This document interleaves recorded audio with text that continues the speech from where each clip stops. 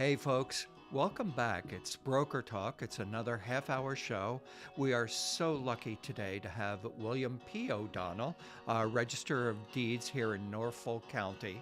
Um, Thank you for being on the show, William. Can I call you Bill? I know that that's. Larry, call me Bill. I appreciate you being on your podcast and your show here, and it's part of what we've done here at the Registry of Deeds. Yeah, The Norfolk Registry of Deeds is many times it's a sleepy arm of government people don't know much about. But when you think about it, it deals with the biggest asset you as a broker deals with yeah, your home. yeah. I always say food, shelter, and clothing are the necessary things of life. We're number two on that hit parade. We're shelter, you know? Well, hopefully I appreciate the opportunity to be here and to just give out some information and certainly some people say, well, what is the Registry of Deeds? And it's a place where documents that impact community, whether it's the deed to your home, or you got a variance from the Board of Appeals, or there's a Conservation Commission order. All these documents get recorded, and since 1793, that's when the Norfolk Registry of Deeds was started. These documents get recorded here in Dedham, and you can physically come here. We still print books. We're one of the few registries that print the books. Um, you can come here at 649 High Street in Dedham, across from the Gold Dome, Norfolk Superior Court. Or one of the things I'm proud about it as my tenure as register, and it didn't happen overnight, is when I first started, the internet was just starting. People Yeah, kind of forget that wasn't that yeah, long ago. yeah. But all these records are back to 1793. But more important, you can access the records on our website, but you can access some of the information we're going to talk about, whether you're a Right, first-time home buyer or you need right. foreclosure assistance. Go to our website, www.norfolkdeeds.org. And my father used to climb poles for the old Boston Edison for 38 years, and you tell him you're modernizing the registry and computerizing, and he said, remember, not all of us like the computer, want the computer, want anything to True do with that. the computer. And I always harken back to that, and some of the other jobs I've had where you still have to have that personal touch. So you can call our customer service center at 1-781-461-6101, and we have staff there that will try to help you and get you information. Well, Bill, you really don't need me here. You're just giving us all the information without me being involved. But I want to know. You did call it a sleepy arm of the government. So, what superpowers does the Register of Deeds have that nobody else has? No, with some of the political battles going on, trying to maintain what we have is a great registry here Yeah, in yeah, Norfolk County. Um, there are 21 registries around Massachusetts, and uh, I guess the superpowers I have is there's no I in team. Believe it or not, I still play hockey. I'm getting too old to be doing that, but I coach sports. yeah, My children were involved, but I've tried to apply that to the registry. I right, have a great staff here. yeah, We have great people, and that staff is here to serve the citizens of Norfolk County and beyond. Because as right, you know, there could be attorneys from Worcester, Massachusetts, or Springfield, or out in Berkshire County right, that, when they do closings, have to record documents here at the registry. So right, our superpower is, I think it's the same superpower on the 11th register in Norfolk County's history, but it's the same superpower the register in 1793 had. You better make sure those records are recorded accurately, securely, and that the community has access to them. Now, back in 1793, they had to come in and horseback here to Denham and look things up, and you can still do it that way. not But what we've easily. done, I haven't seen a single place to park a horse. well, yes, um, but we do have actually we do have parking out back at the Norfolk Registry. But more importantly, we've utilized technology, and so the modernization initiatives that have been implemented during my tenure as register, I think that's not a superpower. That's having a great team in place. And what do I mean by modernization initiatives? First of all, we have 50 computers sprinkled around the building here at 649 High Street that are open to the public. They can come in, much like Right, your local library, and you can do research. right, More importantly, our mission, I thought was to bring the registry records into people's homes and businesses. So it didn't happen overnight, but we've concluded a project that started, back in 2002, 2003, when we put a new computer system, a new document management system in at the registry. Right. And what does that document management system allow you to do? You can go on www.norfolkdeeds.org and do research. Right. And we have, and again, for the people listening, the biggest asset is your home. You want to look up some information with your home, but more and more people are looking up information for historical purposes, Right. genealogical purposes. So all our records back to 1793 are online. Right. All our indexes are integrated with those records. So I always tell people I'm not good at telling jokes or singing, but we have great trivia in Norfolk County. There were four Right. presidents of the United States born here in Yeah, Norfolk County. exactly. And Exactly. one of them I'm going to mention right now, John Adams and John Quincy Adams. Well, if Right. you um, enter John Adams's name, you can actually see the deed between John Adams, the second president of the United States, to John Quincy Adams, the sixth president of the United States, his son. And so there's all kinds of information that is there. And the other thing, as far as our records that we're very proud of, and John McCulloch, who was a recently passed away, but a noted author, wrote a nice letter Mm-hmm. about how great it is to do research, and we Right. transcribed our documents. Right. So back in 1793, they took the person with the best penmanship and they transcribed and wrote out in cursive those documents. Yeah. So if you went to book one, page one, the first document, which is a deed from Foxborough, one of our 28 communities, you hit it and you see the legal document, which is handwritten. But if you hit another button, it's a transcribed. Uh, they transcribed into text what that handwritten document is. So we've tried to make these records accessible. That's amazing. And I think one of the most amazing statistics in all of that since 1793 is you're only the 11th person to hold this office. So you guys really kind of, you're long livers. Well, and you got to like what you're doing. I think all of us, Exactly. I've tried to build on. I look at the registers, and I think we all.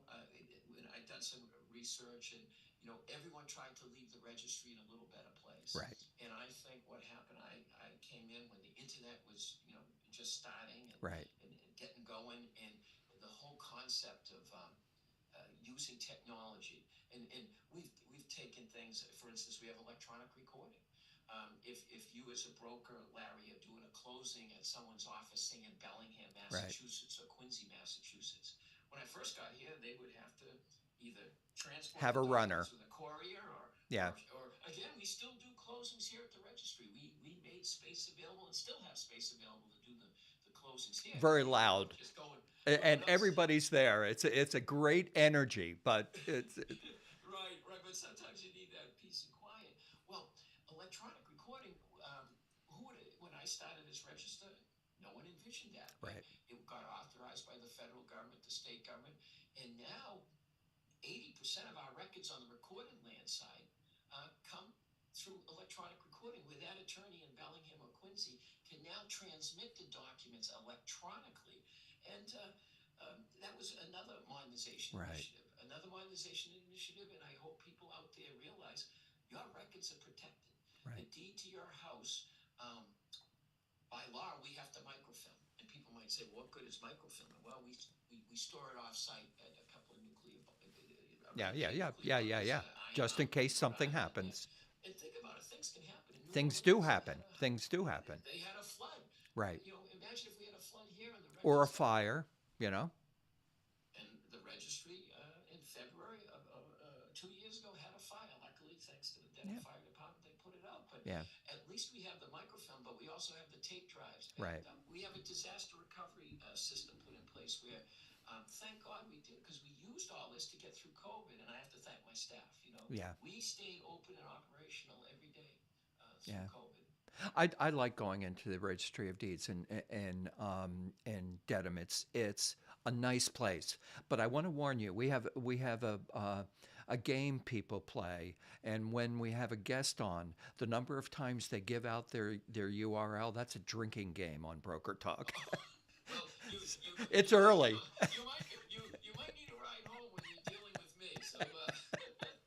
That's funny. Hey, I want to. and again, and the reason I give out www.norfolkdeeds.org is this: people are geared, and there's so much information on that There website. is. First of all, it's how you get in if you want to Right. record documents and things. Right. If you want to look up information, um, some of your people might be first-time home buyers, or they might be selling a house 20 Right. years later after they bought Right. it. We have information for first-time home buyers. We have partnered up with two nonprofit groups, NeighborWorks Housing Solutions and Quincy Community Action Program, for people who struggle with foreclosure. Ah, So you can get yeah. information with Very foreclosure important. there. And my advice is they're nonprofit. Get that advice. Right. Don't wait till your house is being, Right.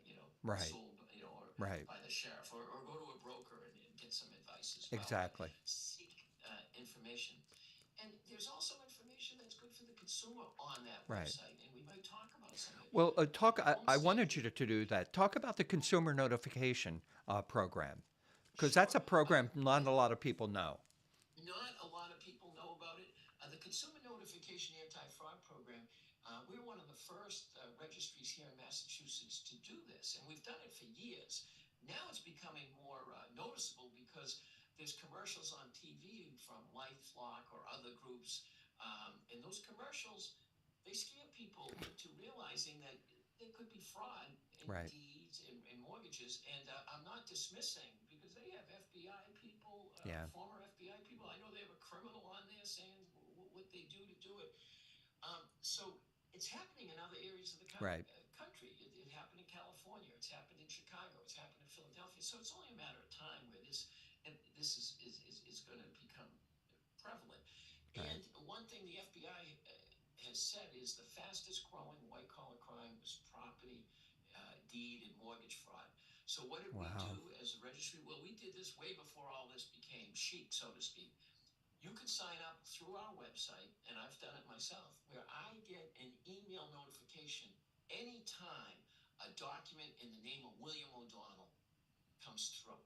Now, I'm William Patrick O'Donnell, but I get notified, and it could be William J. O'Donnell. Like, oh, it's not me, or William T. O'Donnell.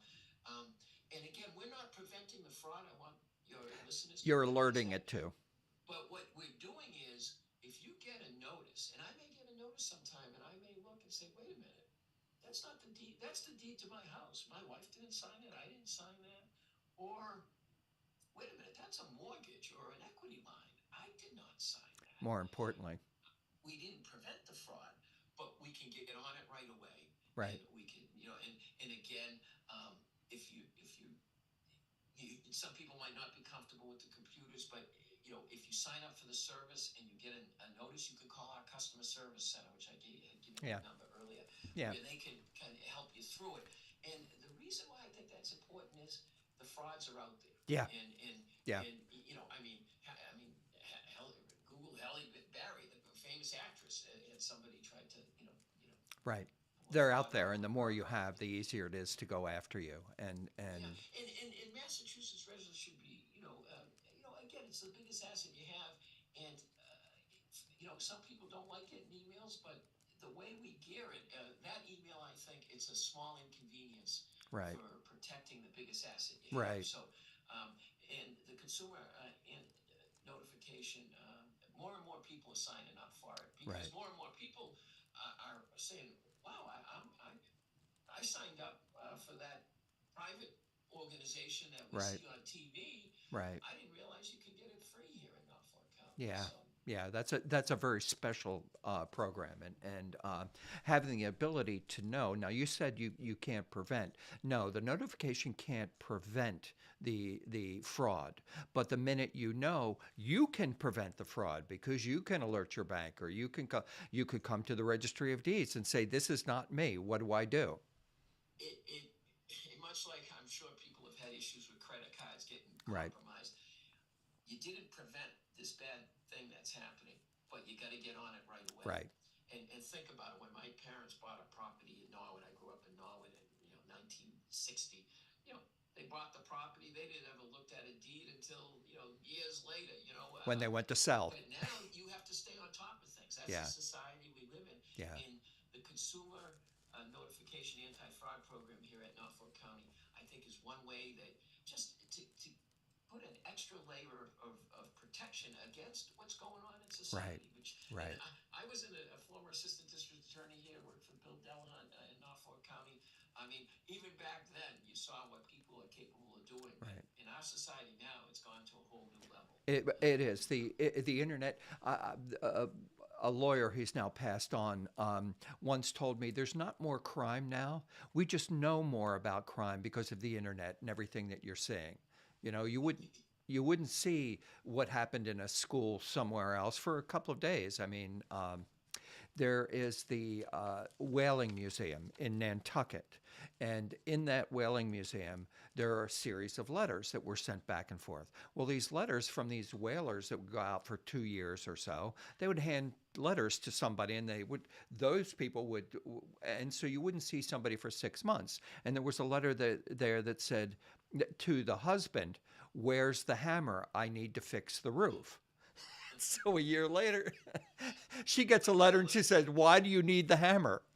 well, some of it is still, we're a fast society, but that's why the internet has been good. It Right. has people that abuse it, Exactly. but if your listeners go to our website, they can learn about the What homestead. was The that website homestead, again? yeah, the homestead is an act of the state legislature, and really, I'm an attorney, and attorneys get a bad knock. You talk to 10 different attorneys, you get 10 different opinions.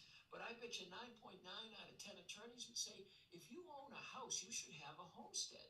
Right. The legislature has allowed you to record a homestead here in Massachusetts, which in essence puts a picket fence around your house. Yeah. You have to pay taxes, of course, so you have to pay your Right. mortgage, and they can go after you. But there's other troubles you can get into, a bad car accident. They cannot force the sale of your house if you have a homestead Right. recorded on your property. Right. And there's other little benefits to the homestead if Now that you have covers it. the first 500,000, correct?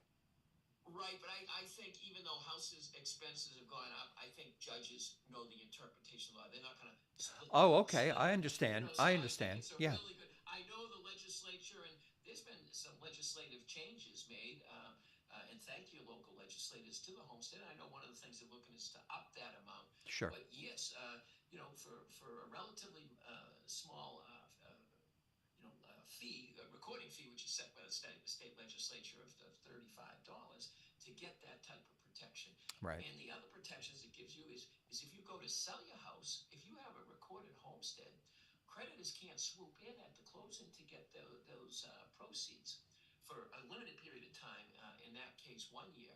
But just say your house burnt down and the insurance company cut you a check to build up. Creditors can't come in and swoop in if you had a recorded homestead for 2 years. So there's some little protections and big protections. It's the biggest asset we have, and hopefully you'll never need it. And but people should consider getting a homestead. I think that's a best practice. I believe For best. $35, I mean, Yeah. that's a And very we have those, information and actually forms right. they can download because don't fall prey. There's a scam going out there that's they target elderly for $10. They'll get you a homestead form. They won't fill it out for you, so don't fall prey to that scam.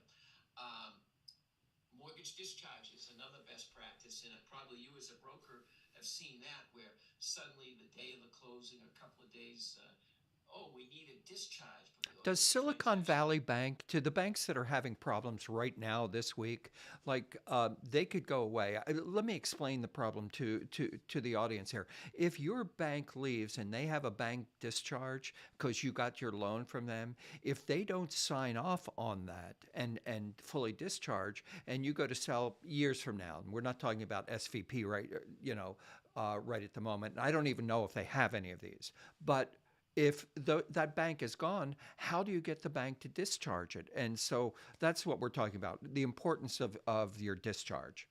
And people should realize what is a discharge. It's a 1 or 2 page document that tells the world that you've paid off a loan, you paid off a mortgage. Banks, when you borrow money from a lender or a bank, they record a mortgage because they want to make sure they get paid. And what we're seeing, or it happened, there's been reforms, but a lot of people, sometimes the banks never recorded the discharges, and I know the attorney general got involved in that. And and sometimes, and we see it when we go out to, we do go to the town halls, and people come in and say, "Hey, I need to get a discharge," and I say, "Hey, can I look through your paper?" And sure enough, the original discharge, it was sent to them by the bank, but they never made it clear that they got to take it to the registry to record. Oh, So if yeah, to yeah, to your point, Larry, what happens to a bank? Go to our website www.norfolkdeeds.org. We have a document there, where or a section, where has my bank gone, yeah, where we give you federal and state contact information to find out where your right, bank went. Some banks have merged, and you have to track it down. right.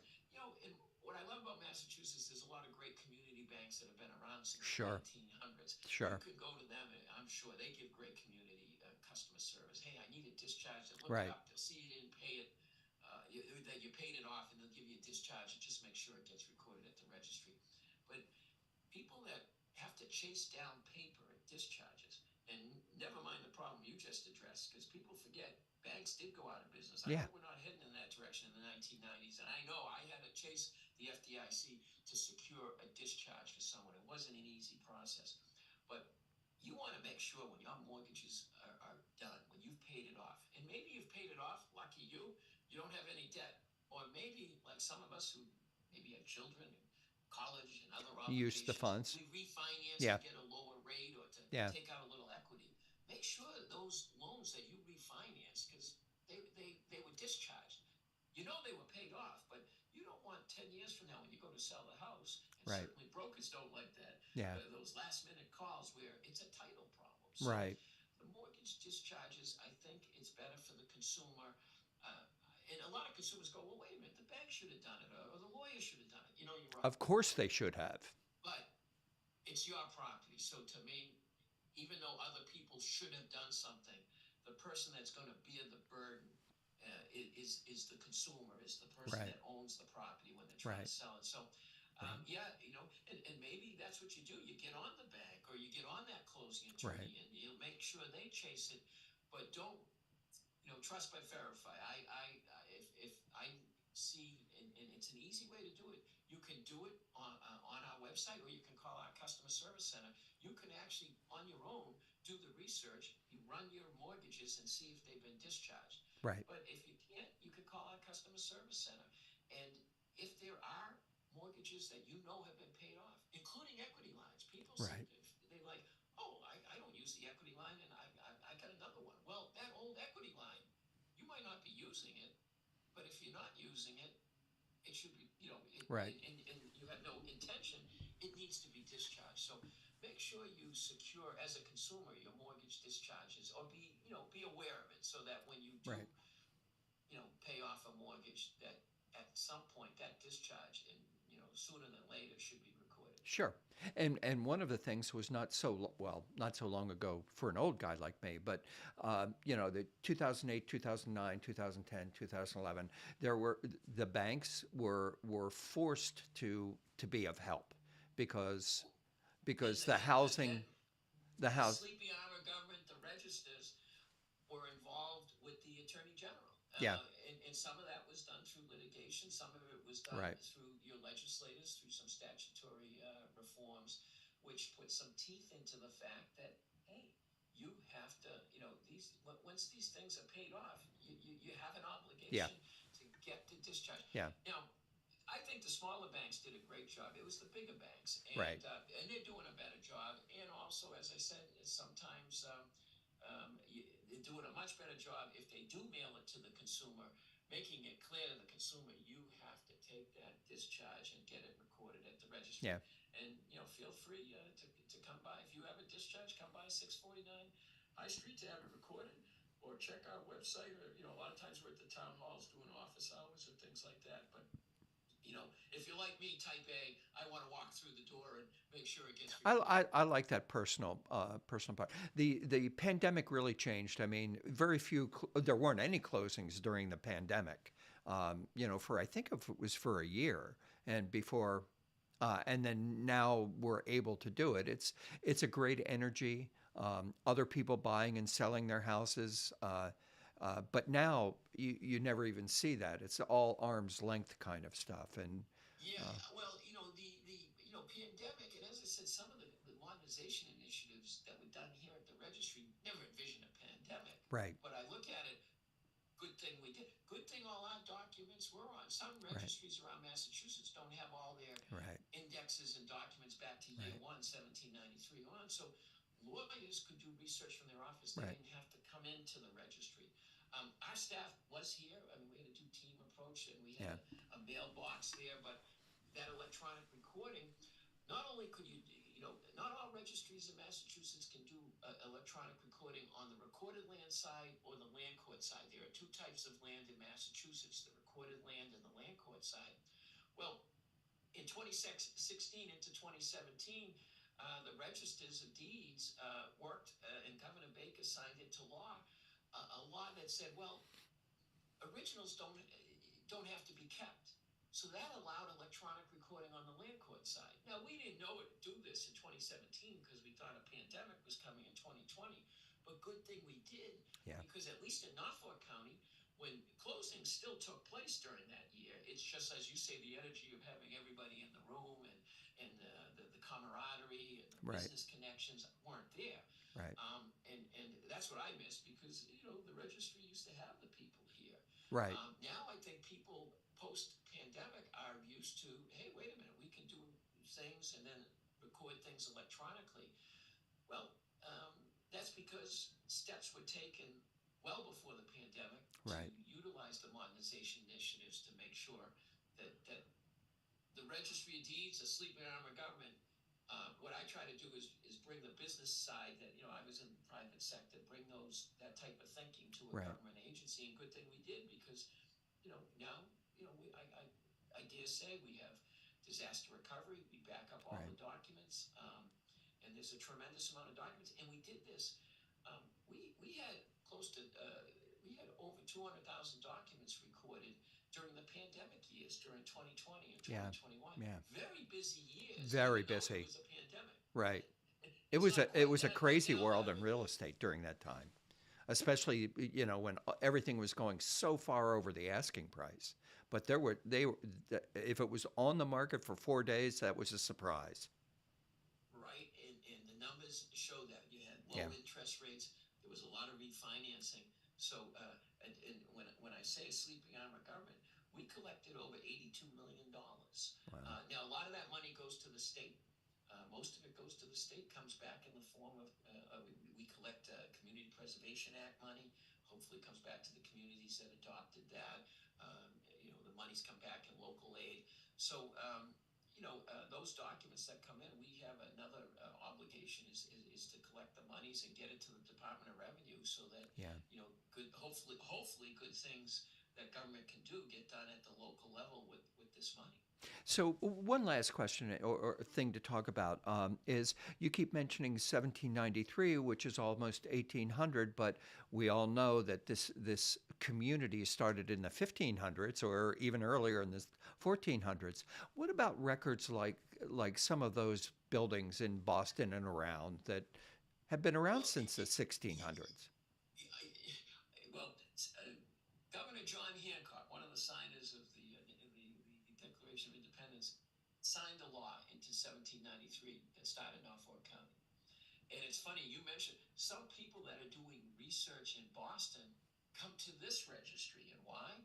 Because in 1793, South Boston, Dorchester, Roxbury, Reedville, Hyde Park, West Roxbury were all part of Norfolk County. So we Huh. actually have some Boston records here that people go to research. Now, before 1793, that's not here at Norfolk, but you got, the Secretary of State's office has information, Suffolk County Right.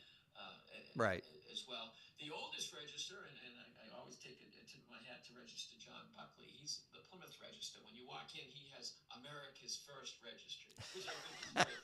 When you walk into Like his Delaware, yeah, America's. and he actually has the sign the deeds for the Mayflower Compact. But we just That's here in cool Norfolk though. County, we just That's have four cool. presidents of the United States. They go back to the Pilgrims, but you're right. It's like a puzzle.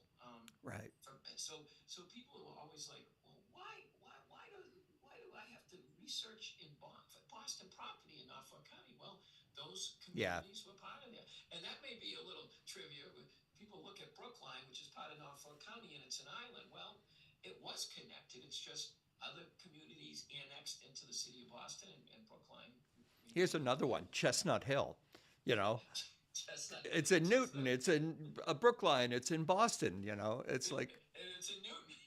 it's, yeah, it has it's three zip codes. it's everywhere. But I know the answer to this because I have sold houses that go back, historical houses that go back. They would all be first registered in that first time that everything, and in those jackets you could see some of the former deeds that would be there. Yeah, and For instance, almost Beacon yeah, Hill, people going up people Beacon Hill. I call it the you know people who don't want to hire an attorney. I mean, that's the beauty of this system, and you're not certifying title, but the people that go on for our historical and genealogical research, you could hopscotch back by using our system. You know, um, Bill O'Donnell, I own the house. Well, okay, let me look up when Bill O'Donnell bought it. Well, now the deed shows the name of the seller, and you can actually hopscotch back. And we have historical commissions. I've spoken to historical societies where people have gone back to get the names and then do research to see who lived in their house.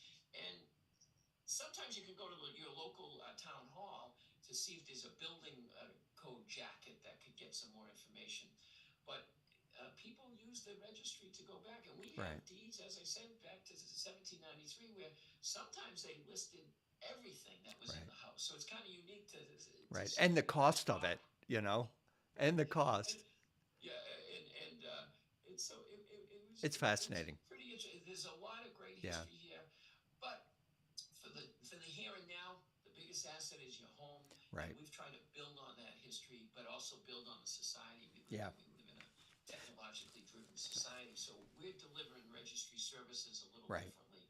But again, the records are here, and if we don't run the registry right, think about it. The biggest asset you have is your home, and you can't rely on the records. What would happen to the real estate economy, whether right, it's a residential right, or commercial or businesses, right. if they can't rely on the fact whether Yeah, they even own yeah. the property? So um, the If there's forefathers ever set up if this. there's ever a dispute, it's always in the paperwork. That's how Right, they solve it. and again, there can be disputes, and that's why we have courts. But the records get recorded here, and they get recorded accurately, securely. And now you have access to all of them, because back in the day, you speaking of that letter from Nantucket, you'd have to go look at the book. Now we still do the books. I'm very proud. I started. We were booked 17,000.